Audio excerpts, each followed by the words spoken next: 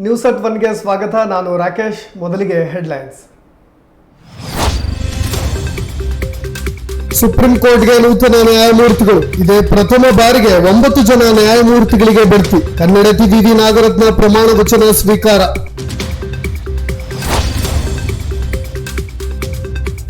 ಮೈಸೂರು ಸಾಮೂಹಿಕ ಅತ್ಯಾಚಾರ ಪ್ರಕರಣ. ಅತ್ಯಾಚಾರಿಗಳನ್ನ ಗಲ್ಲಿಗೇರಿಸಲು ಹೆಚ್ಚುತ್ತಿದೆ ಒತ್ತಾಯ. ಶಿವಮೊಗ್ಗದಲ್ಲಿ ಜಯ ಕರ್ನಾಟಕ ಸಂಘಟನೆಯಿಂದ ಪ್ರತಿಭಟನೆ. ಬಚ್ಚಲು ಮನೆಯಲ್ಲಿ ಸಿಕ್ತು 60 ಲೀಟರ್ ಬೆಲ್ಲದ ಕೊಳೆ. ಅಬಕಾರಿ ಅಧಿಕಾರಿಗಳ ಭರ್ಜರಿ ಕಾರ್ಯಾಚರಣೆ. ಸೊರಬ ವಲಯ ವ್ಯಾಪ್ತಿಯಲ್ಲಿ ಪ್ರಕರಣ ದಾಖಲು.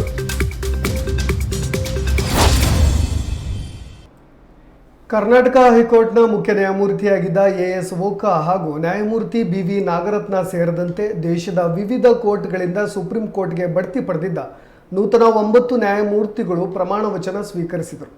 ಸುಪ್ರೀಂ ಕೋರ್ಟ್ನ ಹೆಚ್ಚುವರಿ ಕಟ್ಟಡದ ಕಾಂಪ್ಲೆಕ್ಸ್ನಲ್ಲಿ ಮುಖ್ಯ ನ್ಯಾಯಮೂರ್ತಿ ವಿ ರಮಣ ಅವರು ನ್ಯಾಯಮೂರ್ತಿಗಳಿಗೆ ಪ್ರತಿಜ್ಞಾ ವಿಧಿ ಬೋಧಿಸಿದರು. ಕಾರ್ಯಕ್ರಮದಲ್ಲಿ ಎಲ್ಲ ರೀತಿಯ ಕೋವಿಡ್ ನಿಯಮಗಳನ್ನು ಪಾಲನೆ ಮಾಡಲಾಯಿತು. 9 ನ್ಯಾಯಮೂರ್ತಿಗಳು ಸುಪ್ರೀಂ ಕೋರ್ಟ್ಗೆ ಬಡ್ತಿ ಪಡೆದು ಪ್ರಮಾಣ ವಚನ ಸ್ವೀಕರಿಸಿರುವುದು ದೇಶದ ಇತಿಹಾಸದಲ್ಲೇ ಇದೇ ಮೊದಲು. ನೂತನ ನ್ಯಾಯಮೂರ್ತಿಗಳ ಸೇರ್ಪಡೆಯಿಂದೀಚೆಗೆ ಸಿಜೆಐ ಸೇರಿದಂತೆ ಸರ್ವೋಚ್ಚ ನ್ಯಾಯಾಲಯದ ನ್ಯಾಯಮೂರ್ತಿಗಳ ಸಂಖ್ಯೆ 33ಕ್ಕೆ ಏರಿಕೆಯಾಗಿದೆ. ಕರ್ನಾಟಕ ಹೈಕೋರ್ಟ್ನ ಸಿಜೆ ಆಗಿದ್ದ ನ್ಯಾಯಮೂರ್ತಿ ಅಭಯ್ ಶ್ರೀನಿವಾಸ್ ಓಕಾ, ರಾಜ್ಯ ಹೈಕೋರ್ಟ್ನ ನ್ಯಾಯಮೂರ್ತಿ ವಿ ನಾಗರತ್ನ, ಸಿಕ್ಕಿಂ ಹೈಕೋರ್ಟ್ನ ಸಿಜೆ ಆಗಿದ್ದ ನ್ಯಾಯಮೂರ್ತಿ ಜಿತೇಂದ್ರ ಕುಮಾರ್ ಮಹೇಶ್ವರಿ, ತೆಲಂಗಾಣ ಹೈಕೋರ್ಟ್ನ ಸಿಜೆ ಆಗಿದ್ದ ನ್ಯಾಯಮೂರ್ತಿ ಹಿಮಾ ಕೊಹ್ಲಿ, ಕೇರಳ ಹೈಕೋರ್ಟ್ನಲ್ಲಿ ನ್ಯಾಯಮೂರ್ತಿಯಾಗಿದ್ದ ಟಿ ರವಿಕುಮಾರ್, ಮದ್ರಾಸ್ ಹೈಕೋರ್ಟ್ನ ನ್ಯಾಯಮೂರ್ತಿ ಎಂ ಸುಂದ್ರೇಶ್, ಗುಜರಾತ್ ಹೈಕೋರ್ಟ್ನ ನ್ಯಾಯಮೂರ್ತಿ ಬೆಲಾ ತ್ರಿವೇದಿ, ಹಿರಿಯ ವಕೀಲ ಮಾಜಿ ಹೆಚ್ಚುವರಿ ಸಾಲಿಸಿಟರ್ ಜನರಲ್ PS ನರಸಿಂಹ ಪ್ರಮಾಣ ವಚನ ಸ್ವೀಕಾರ ಮಾಡಿದರು. New Delhi, this 26th day of August in the year 2021, 4th Bhadrapada 1943 Shaka, in the 72nd year of the Republic of India. I, Jitendra Kumar Maheshwari, having been appointed a judge of and to the best of my ability, knowledge and judgment, perform the duties of my office without fear or favor, affection or ill will, perform the duties of my office without fear or favor, affection or ill will, and that I will uphold the Constitution and the laws. and that I will uphold the Constitution and the laws.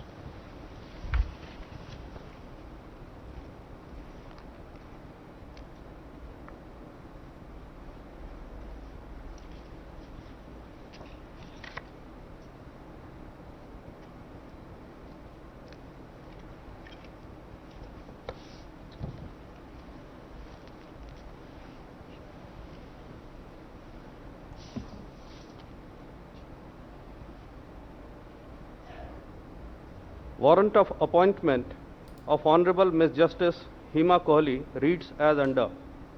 By virtue of the power vested in me by law for the state of Telangana, India, may I now request Honorable Ms. Justice Hima Kohli to take oath.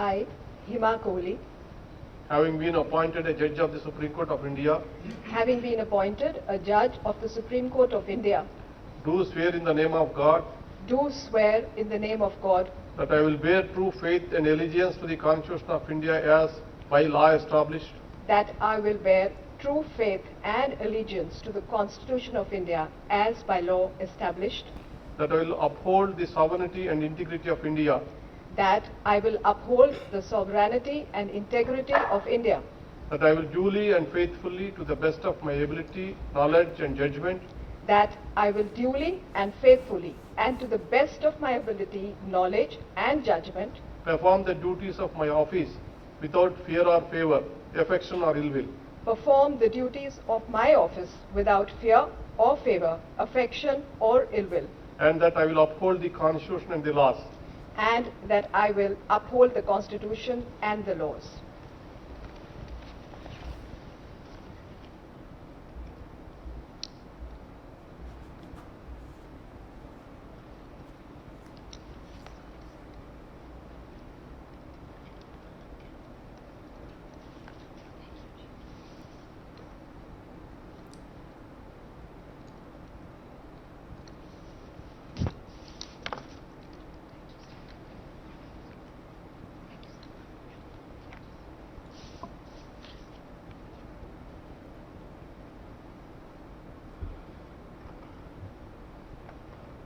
Warrant of appointment of Honorable Srimati Justice Bangalore Venkatramaya Nagaratna reads as under. By virtue of the power vested in me by Clause 2 of Article 124 of the Constitution of India, I, Ramnath Kovind, President of India, do hereby appoint Srimati Justice Bangalore Venkatramaya Nagaratna, Judge of the Karnataka High Court, to be a Judge of the Supreme Court of India, with effect from the date she assumes charge of her office, given at Rashtrapati Bhavan, New Delhi, this 26th day of August in the year 2021, 4th Bhadrapada, 1943 Shaka, in the 72nd year of the Republic of India. Signed, President of India. May I now request Honorable Srimati Justice Bangalore Venkatramaya Nagaratna to take oath.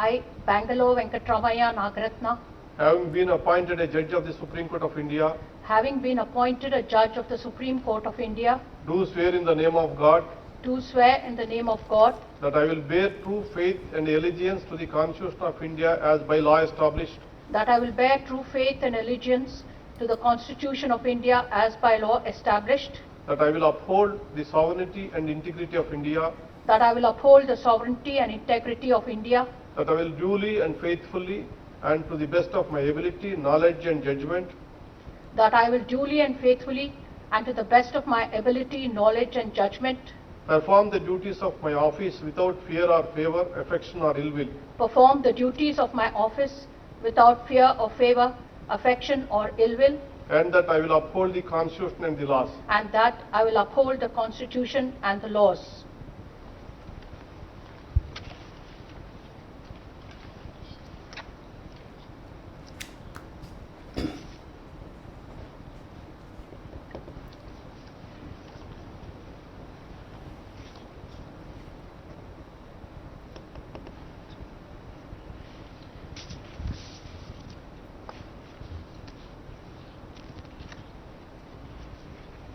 Congratulations. God bless you.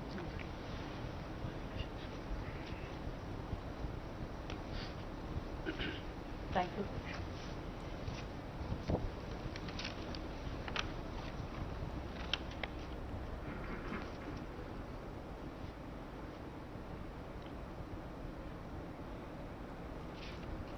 Warrant of appointment of Honorable Shri Justice Chudulail Tevan. ಮೈಸೂರಿನ ಲಲಿತಾದ್ರಿ ತಪ್ಪಲಿನಲ್ಲಿ ನಡೆದಿರುವ ಯುವತಿ ಮೇಲಿನ ಸಾಮೂಹಿಕ ಅತ್ಯಾಚಾರ ಪ್ರಕರಣವನ್ನು ಗಂಭೀರವಾಗಿ ಪರಿಗಣಿಸಿ ಆರೋಪಿಗಳನ್ನು ಶೀಘ್ರವೇ ಗಲ್ಲಿಗೇರಿಸಬೇಕು ಎಂದು ಜಯ ಕರ್ನಾಟಕ ಜನಪರ ವೇದಿಕೆ ಒತ್ತಾಯಿಸಿದೆ.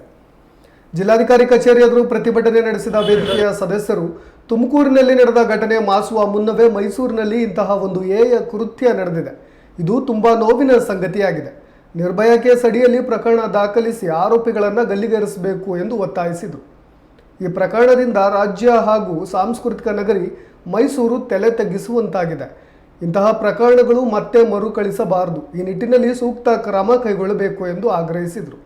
ಬಳಿಕ ಜಿಲ್ಲಾಧಿಕಾರಿಗಳ ಮೂಲಕ ಮುಖ್ಯಮಂತ್ರಿಗಳಿಗೆ ಮನವಿ ಪತ್ರ ಸಲ್ಲಿಸಿದರು.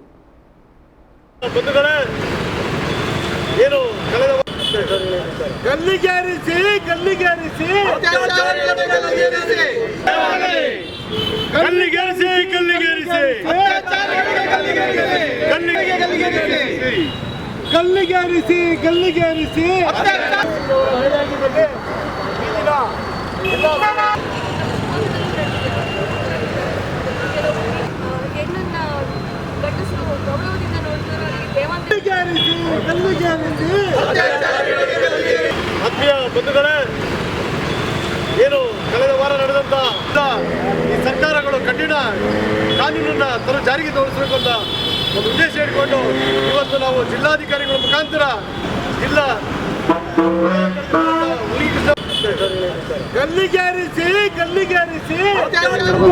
ಮೈಸೂರಿನ ಏನು ಗ್ಯಾಂಗ್ ರೇಪ್ ಪ್ರಕರಣ ನಮಗೆ ತುಂಬ ನಾಚಿಕೆಗೇಡಿನ ಸಂಗತಿ.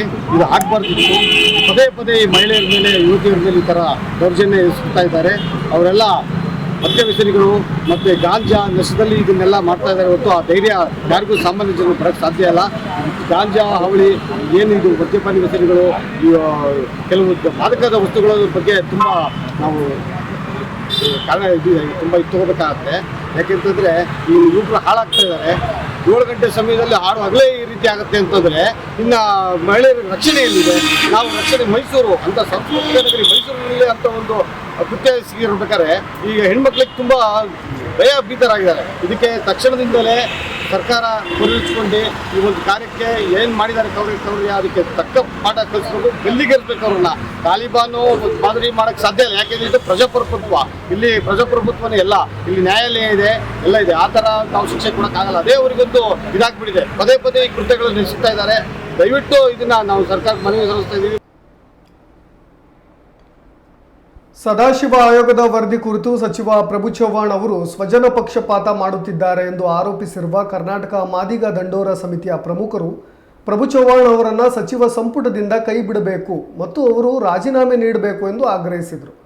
ಸುದ್ದಿಗೋಷ್ಠಿಯಲ್ಲಿ ಮಾತನಾಡಿದ ಸಮಿತಿಯ ಪ್ರಮುಖರು ಸದಾಶಿವ ಆಯೋಗದ ವರದಿಯಂತೆ ಮೀಸಲಾತಿ ನೀಡಬೇಕು. ವರದಿ ಸಲ್ಲಿಸಿ 11 ವರ್ಷಗಳಾಗಿದ್ದರೂ ಇದುವರೆಗೂ ಯಾವುದೇ ಪ್ರಯೋಜನವಾಗಿಲ್ಲ. ಇದನ್ನು ವಿರೋಧಿಸುತ್ತಿರುವ ಪ್ರಭು ಚವ್ಹಾಣ್ ಅವರನ್ನು ಸಚಿವ ಸ್ಥಾನದಿಂದ ಕೈ ಬಿಡಬೇಕು ಎಂದು ಒತ್ತಾಯಿಸಿದರು. ಇದೇ ವೇಳೆ ಪ್ರೊಫೆಸರ್ ಬಿ ಕೃಷ್ಣಪ್ಪ ಅವರ 83ನೇ ಜಯಂತಿ ಅಂಗವಾಗಿ ಶುಭಾಶಯಗಳನ್ನು ಕೋರಿದರು.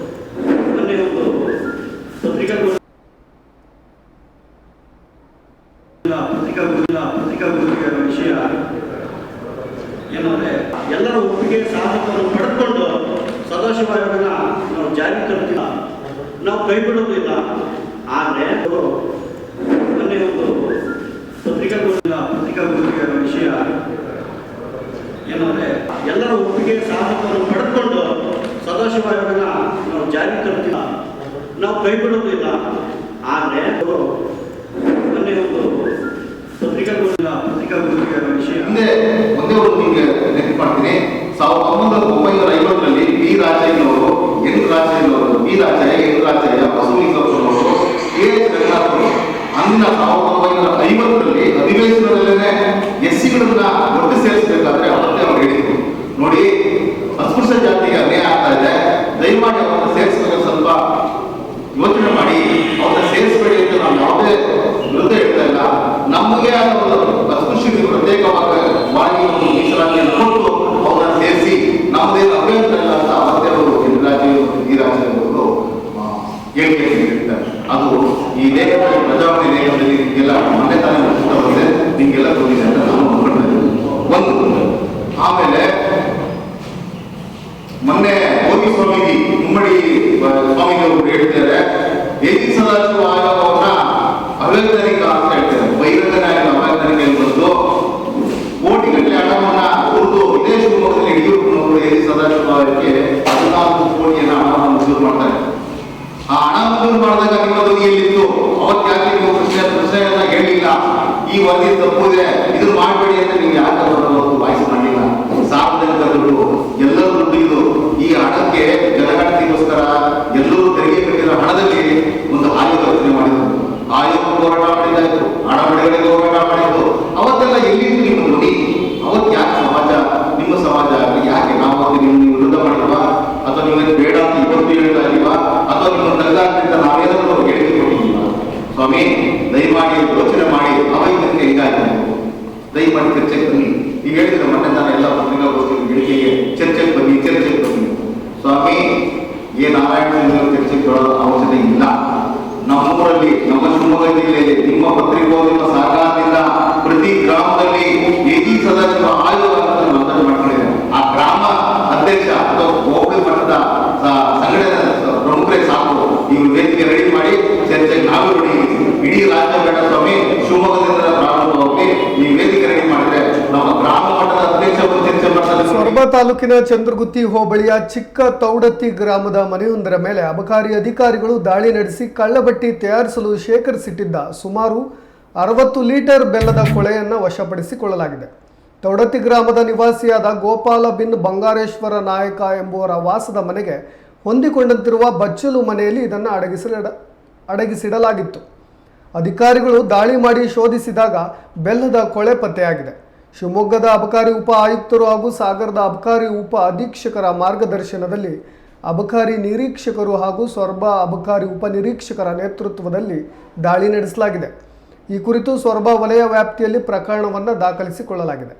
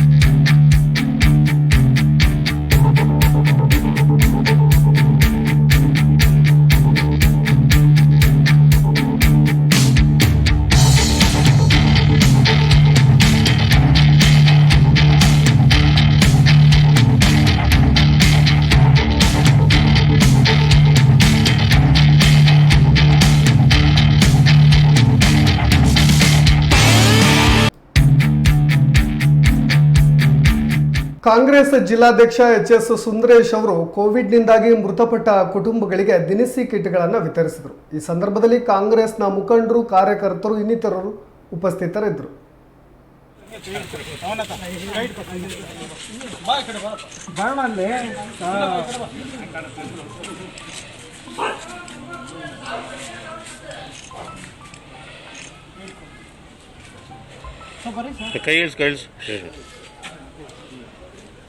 ನಾಳೆ ಮದುವೆ ಇದೆ ಸರ್. ಒಳ್ಳೆ ಸರ್ ಆ ಹುಡುಗಿದೆ ಎಲ್ಲ ಫಿಲಪ್ ಮಾಡಿ ಅವಳ ಫಿಲಪ್ ಮಾಡಿಸಿದೆ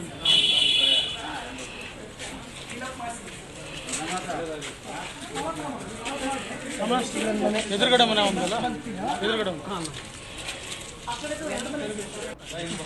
ಬಾ ಈ ಕಡೆ ಬರೋಣ ಅಲ್ಲಿ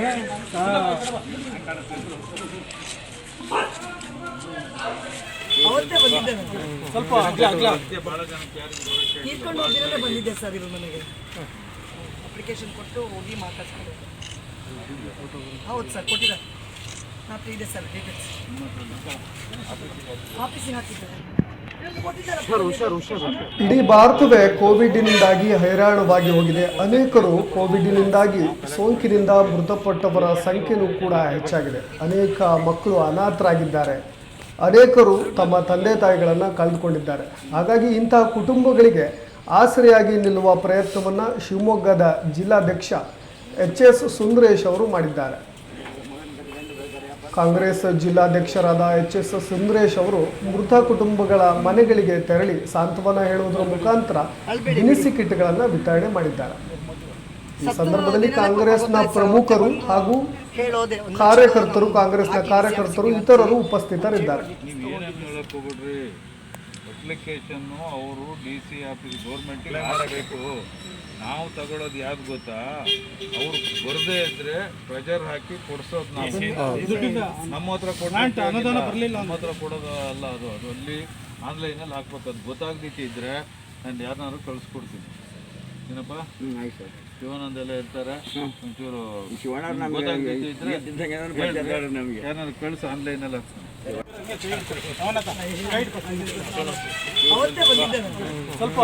ಇದೀಗ ಮತ್ತೊಮ್ಮೆ ಹೆಡ್ಲೈನ್ಸ್.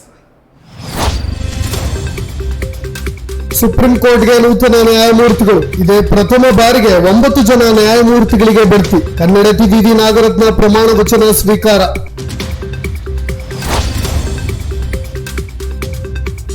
ಮೈಸೂರು ಸಾಮೂಹಿಕ ಅತ್ಯಾಚಾರ ಪ್ರಕರಣ. ಅತ್ಯಾಚಾರಿಗಳನ್ನ ಗಲ್ಲಿಗೇರಿಸಲು ಹೆಚ್ಚುತ್ತಿದೆ ಒತ್ತಾಯ.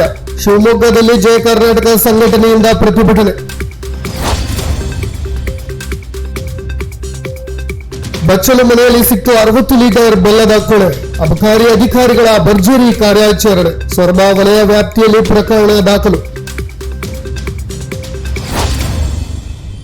ಇದಿಷ್ಟು ಈ ಹೊತ್ತಿನ ಸುದ್ದಿ. ಇನ್ನಷ್ಟು ಸುದ್ದಿಗಾಗಿ ನೋಡ್ತಾ ಇರಿ ಕನ್ನಡ ಮೀಡಿಯಂ 24x7, ಸಂಭವಿಸು ಸಮಸ್ತರ ನಡುವೆ.